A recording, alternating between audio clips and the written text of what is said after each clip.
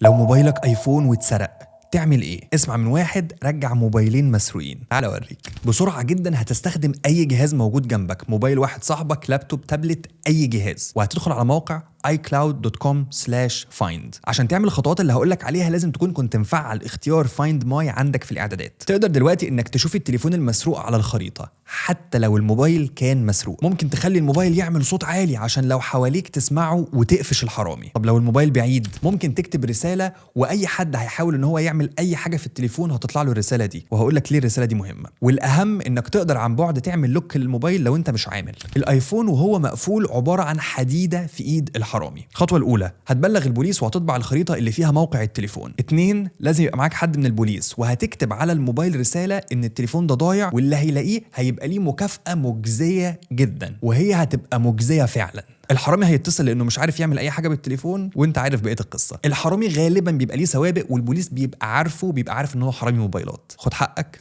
وكالعاده ادعي لي.